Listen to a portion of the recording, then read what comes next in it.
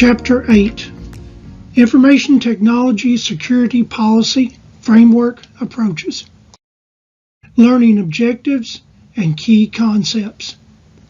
Under Learning Objectives, we have Compare Security Policy Framework, Components, and Approaches.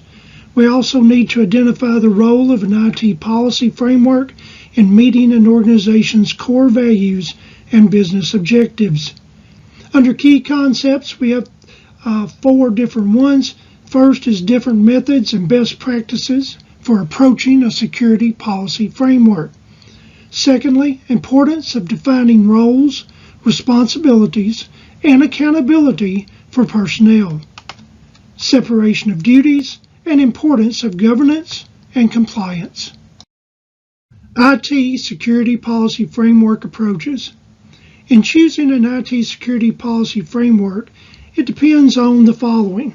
First, your industry. Like if you're in automotive industry where you're producing automobiles, or you're a Walmart, you're in retail. So your industry is the first decision making there. Secondly, your management view of risk. What your management considers acceptable risk, how high the risk is, how low the risk is, it's how much effort they're going to put into that and what approach they'll take. And thirdly, the bias within the organization. I have found when I would do consulting work that companies that hadn't been hit yet, it hadn't had a disaster based on the lack of security, they seem to be a little complacent. So your bias within the organization has a lot to do with it. Simplified IT Security Policy Framework Domain Model. This is a representation of that. This figure 8-1 depicts a simplified framework domain model. Notice that a significant portion is dedicated to the governance and management of risk. This establishes the principle that managing risk and understanding business are core competency. More comprehensive frameworks recognize that the effectiveness of controls relies on the understanding of the business process. Understanding the business process allows you to better identify risk and design effective controls. The importance of transparency with regard to customer data.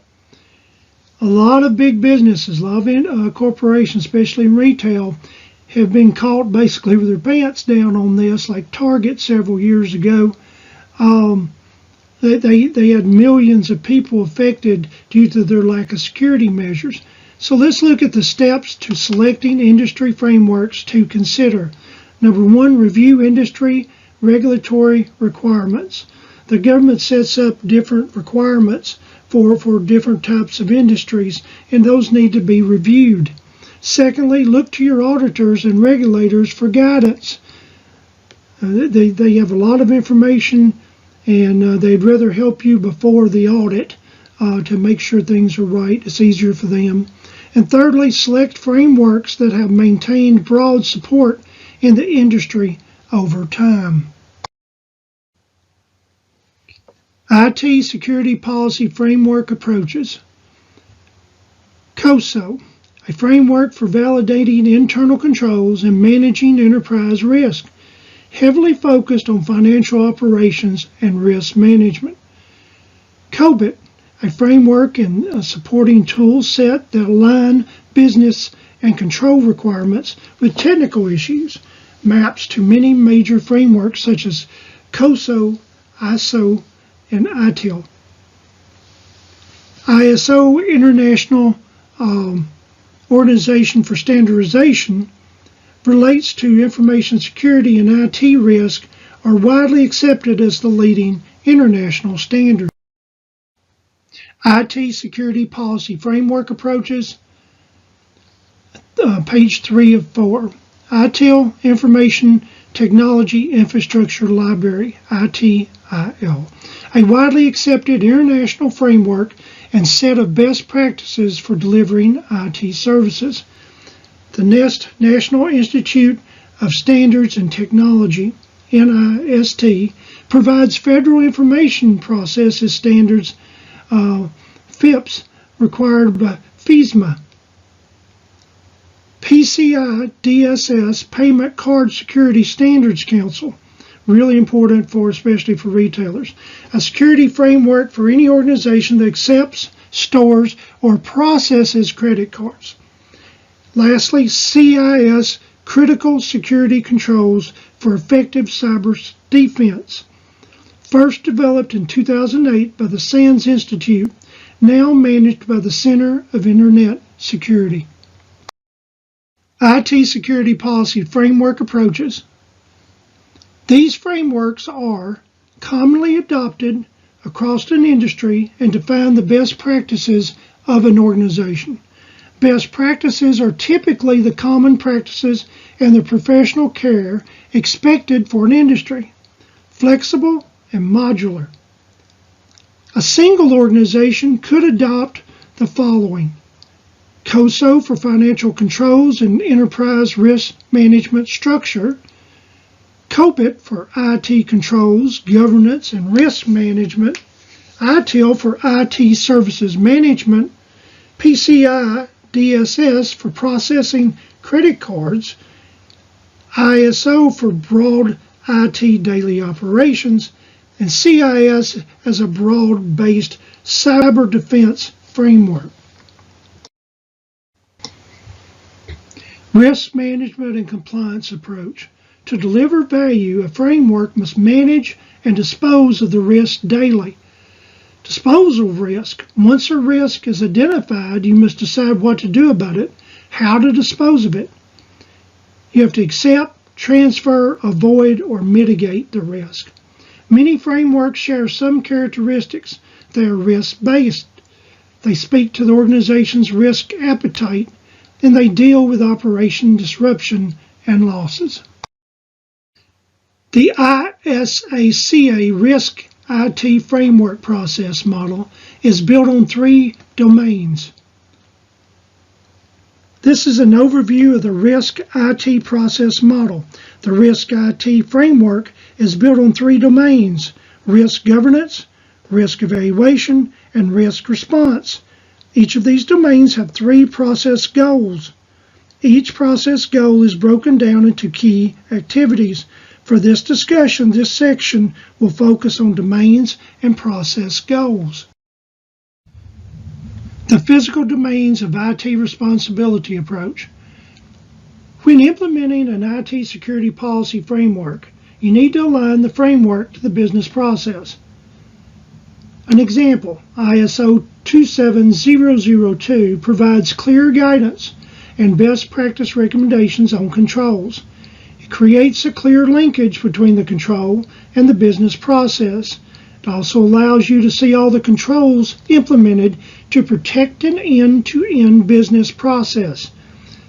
Approach minimizes controls and prevents silo thinking about threats. And organizations use frameworks to reduce cost and to meet regulatory compliance. Roles, responsibilities, and accountability for personnel. The difference between governance and management oversight is an important distinction. Governance oversight approves the controls and approach by which risk is to be managed. Management oversight executes within the rules set by the governance body.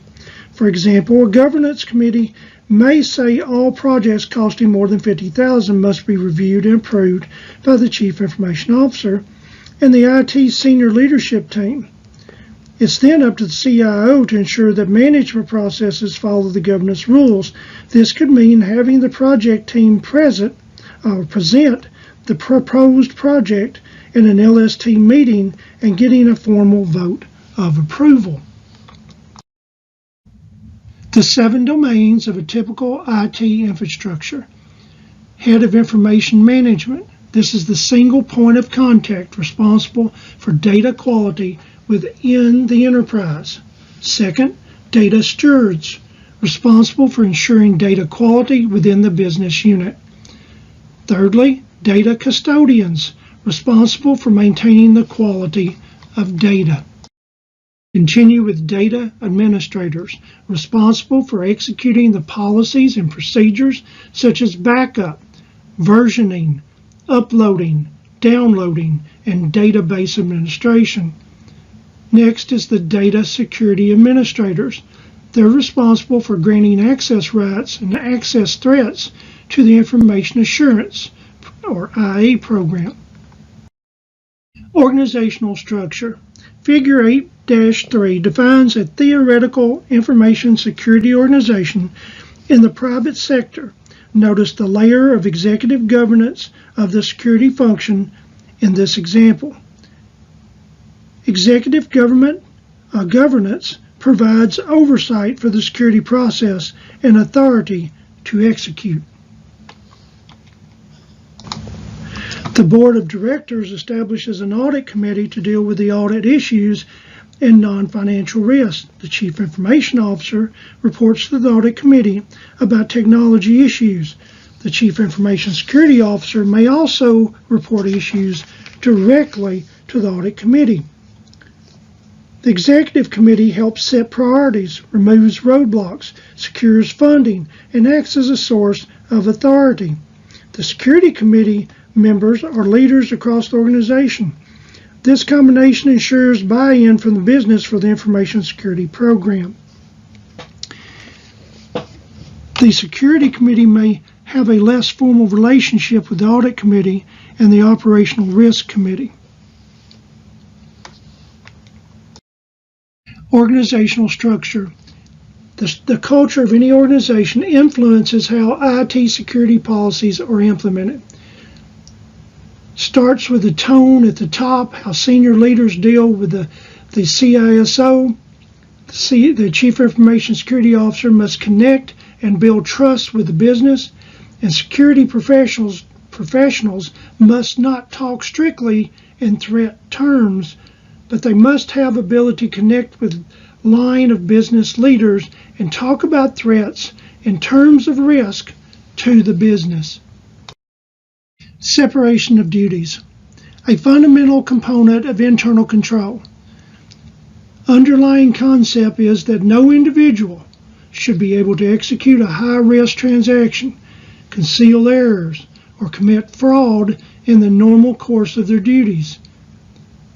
Can apply separation of duties at either a transactional or an organizational level.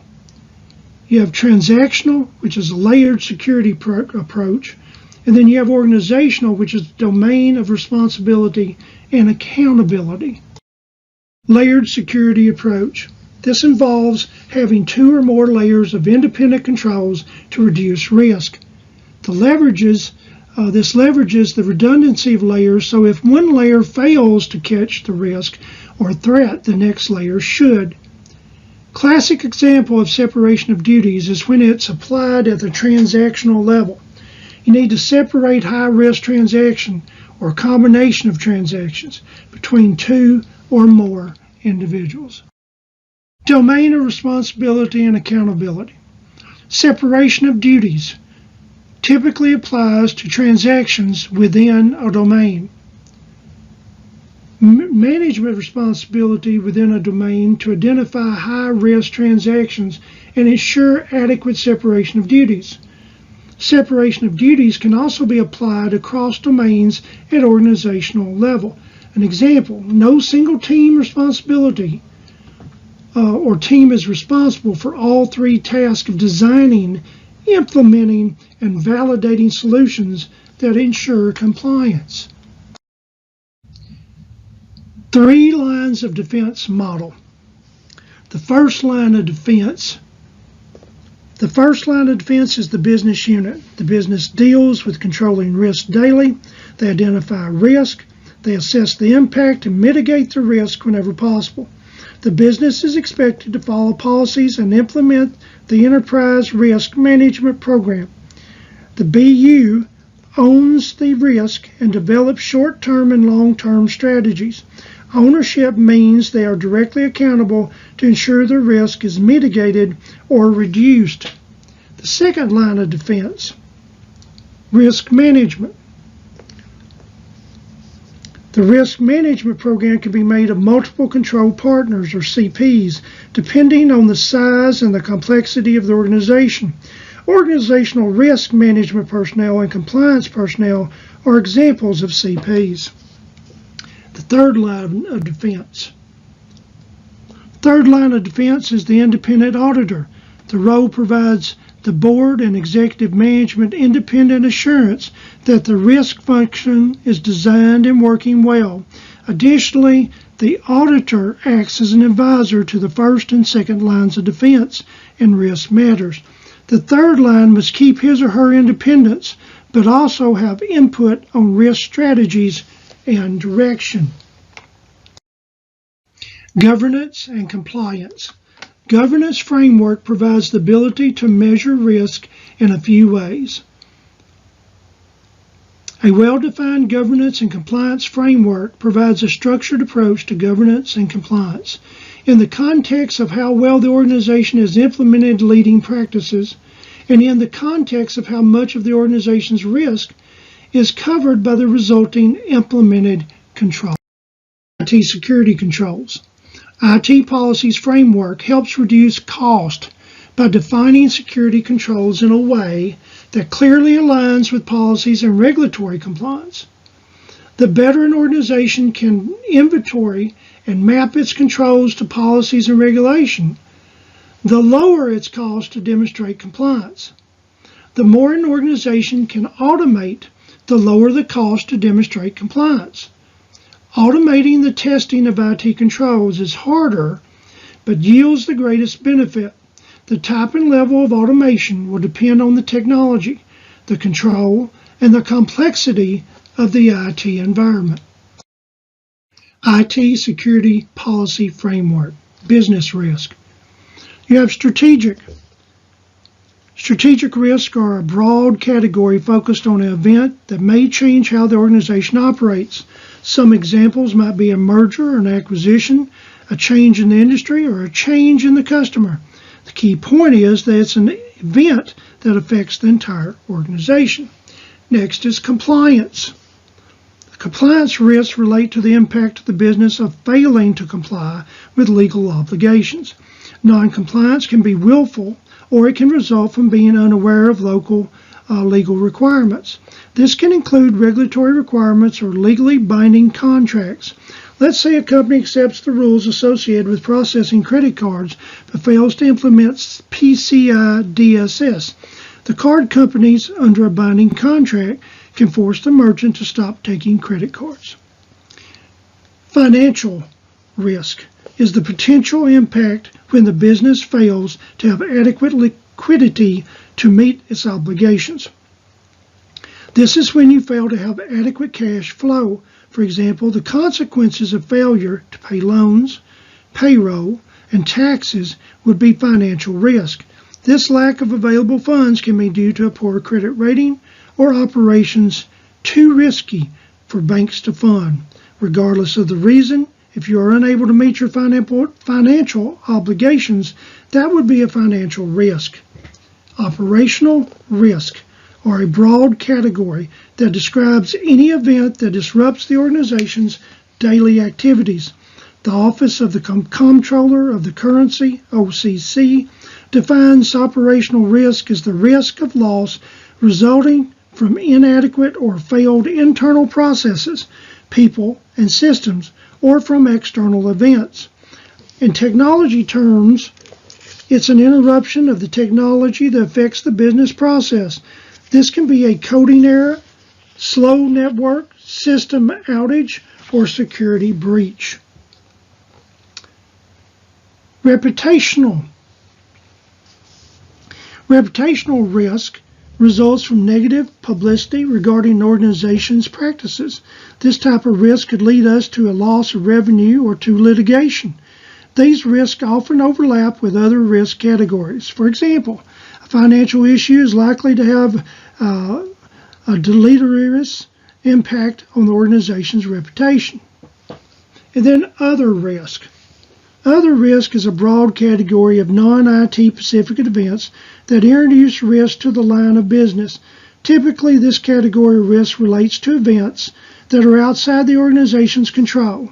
For example, political unrest can occur in another country where the organization has a call center. The political unrest is a non-IT event. Lack of personnel showing up for work could impact IT operations. Although these risks may be outside of the organization's control, they can still be planned for in much the same way natural disasters are planned for. Best practices for IT security policy framework approaches. Governance, risk management, and compliance, GRC, is the discipline that systematically manages risk and policy compliance. Governance describes the management, oversight, and controlling risk. It includes the process and committees formed to manage risk. Also reflects leadership tone at the same time. Then you have Enterprise Risk Management, or ERM, framework that aligns strategic goals, operations effectiveness, reporting, and compliance objectives. A methodology for managing a vast array of risk across the enterprise. Case studies and examples, page 1 of 2. Private sector 1, first case study here. National hamburger chain franchise. Wi-Fi hotspot source of breach. Resulted in theft of credit card information. This could affect millions of people. PCI DSS framework violation concerning network segregation, penetration testing, monitoring, and virus scanning. The second case study for private sector number 2 is eBay. 145 million users' credentials compromised.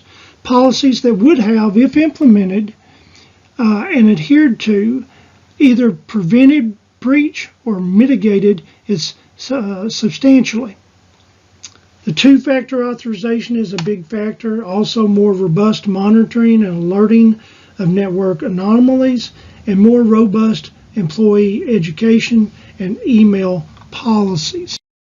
Page 2 of case studies and examples. Public sector. Edward Snowden, we all know about him, that NSA weenie contractor. I shouldn't say weenie, but that's how I felt about him. Part-time consultant, gained access to thousands of documents that entailed how the U.S. government works with telecommunication companies and other governments to capture and analyze traffic over the internet. Now, this was a guy that had a security clearance. He knew what he was doing. He knew what the results or penalties would be. He was charged with espionage. The issue, security policies and controls that allowed a part-time NSA contractor to gain unauthorized access to highly sensitive material. Then you got the critical infrastructure. Gary Peter Simon, U.S. Department of Energy contractor, again, another contractor here, accused of assessing the network 2 months after his contract expired. Accused of destroying files, altering files, and altering other accounts. The issue was proper policies applying a security framework would have prevented his instance. When his contract ended, so should have his access. Okay. In summary, you have different methods and best practices for approaching a security policy framework. Importance of defining roles, responsibilities, and accountability for personnel. Separation of duties. Okay, that way you don't put your system in the hands of one person. And the importance of governance and compliance. Thank you very much for listening to this PowerPoint.